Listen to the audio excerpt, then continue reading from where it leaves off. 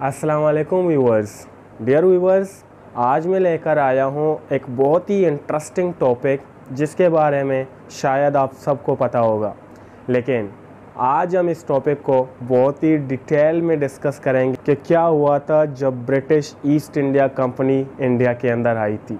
So let's begin.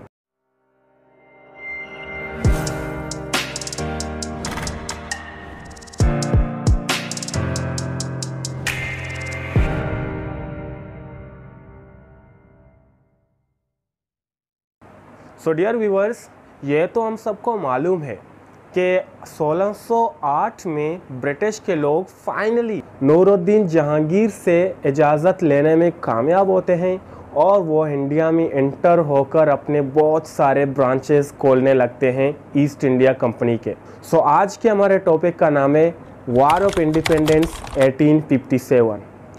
War of independence 1857 में तो हुई थी, लेकिन अगर हम उसके एक साल पीछे चले जाएं, मीन्स 1757 में चले जाएं, इसकी बुनियादें वहीं से शुरू हुई थी जी। 1757 में बंगाल में एक नवाब हुआ करता था जिसका नाम था सिराजुद्दौला। ये सिराजुद्दौला अंग्रेज़ों के लिए बहुत सारी प्रॉब्लम क्रिएट कर रहा था कि अंग्रेज़ अपने मेन प्लान में कामयाब हो जाएं। तो इसीलिए अंग्रेज़ों ने एक जाफर नाम के आदमी को लालच दी कि अगर वो सिराजुद्दौला को कत्ल करने में उन अंग्रेज़ों की मदद करे तो फिर अंग्रेज़ जाफ़र को बंगाल का नवाब बना देंगे। जब जाफ़र ने यह चीज़ सुनी तो जाफ़र के अंदर नवाब बनने का लालच इंतहाई बढ़ गया। तो इसीलिए जाफ़र ने हर तरीके से अंग्रेज़ों की मदद की कि सिराजुद्दौला को कत्ल किया जाए और फिर बंगाल का बादशाह जाफ़र हो जाए। तो इसी तरह जाफ़र की वजह से अंग्रेज़ों ने कामयाबी से सिराजुद्दौला को 1757 में कत्ल कर दिया था बैटल ऑफ प्लासी में। प्लासी एक जगह का नाम है जहां पर एक बैटल हुआ था। उसी बैटल में सिराजुद्दौला को धोखे से अंग्रेज़ों ने कत्ल कर दिया।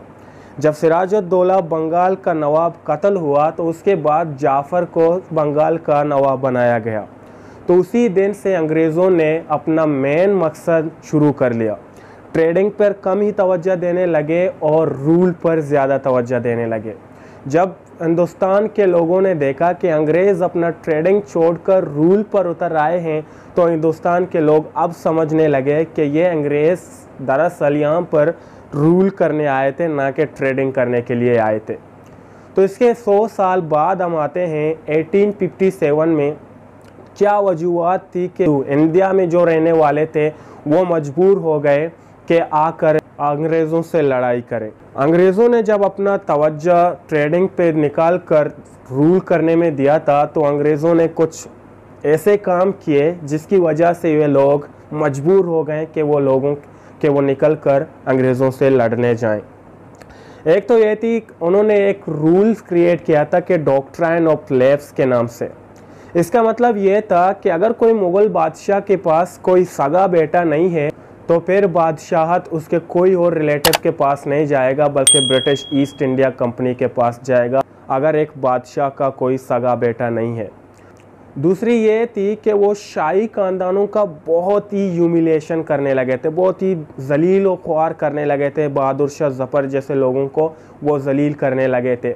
इसके अलावा अंग्रेज़ों के पास जो राइफ़ल हुआ करती थी तो उससे गोली चलाने में बहुत प्रॉब्लम क्रिएट होती थी, क्योंकि पहले उन राइफ़ल में बारूद भर दी जाती थी, इसके बाद एक गोली डाल दी जाती थी और उसके बाद एक लाठी से गोली को फिट किया जाता था और फिर जाके शूट करने का टाइम आता था, जो बहुत ही टाइम कंज्यूमिंग था। इसीलिए अंग्रेज़ों ने सोचा कि कोई और आसान तरीके का राइफ़ल बनाएं जिसमें हमें शूट करने में बहुत ज़्यादा टाइम ना लगे। तो इसीलिए अंग्रेज़ों ने एक अजीब किस्म का राइफ़ल तो बनाया और उसके लिए एक अजीब किस्म का गोली भी बनाया। इंटरेस्टिंग बात तो ये है कि वो गोली जो अंग्रेज़ों ने अपने नए राइफ़ल के लिए बनाई थी, दरअसल बनाई गई थी सूअर के और गाय के चर्बी के ज़रिए से। और इस गोली को चलाने से पहले उस गोली को मुंह में रख कर उसका रेफर निकाला जाता और फिर राइफ़ल में डालकर उसे चलाना पड़ता था। लेकिन इंटरेस्टिंग बात यह थी कि मुसलमानों के लिए सूअर हराम और हिंदू गाय को अपना गौ माता समझते थे। तो उनके लिए ये काम करना बहुत ही मुश्किल थी और उन्होंने साफ साफ मना कर दिया। तो इसी तरह एक सिपाही था जिसका नाम था मंगल पांडे, उसने साफ साफ अंग्रेज़ों के सामने ये काम करने से मना कर दिया। जब मंगल पांडे ने ये काम करने से मना कर दिया, मंगल पांडे को उन्होंने फांसी दे दी।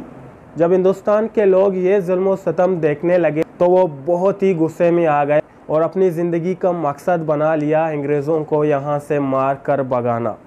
तो वो शुरू हो गए, मेरठ से ये वॉर शुरू हुई थी। मेरठ में जो भी अंग्रेज़ उनके सामने थे वो मारते चले गए और दूसरे मुल्कों पर जाते गए। मेरठ, दिल्ली, कलकत्ता, झांसी पर कई जगहों पर वो जाकर लड़ाई करने लगे। लेकिन अनफॉर्चुनेटली ये वॉर अंग्रेज़ जीत गए, क्योंकि हिंदुस्तान के लोगों के पास ना कोई अच्छी लीडरशिप थी, ना कोई अच्छी टेक्नोलॉजी थी, ना कोई अच्छा वेपन था, कुछ नहीं था। सिर्फ और सिर्फ उनका ये जोश और जज्बा जो काफ़ी नहीं था अंग्रेज़ों के उस वक्त के हाई टेक्नोलॉजी और हैवी वेपन का सामना कर सके। तो इसीलिए ये वार अंग्रेज़ों ने जीत ली। लेकिन इस वार के बाद एक काम ऐसा हुआ था जो हम कह सकते हैं कि खुशी की बात थी। ब्रिटिश ईस्ट इंडिया कंपनी जो थी ख़त्म हो गई और उस दिन से वाइसराय सिस्टम शुरू हो गया और इंडिया का सबसे पहला वाइसराय लॉर्ड कैनिंग बन गए उसी टाइम से। तो एपिसोड नंबर 2 यहीं तक ख़त्म होती।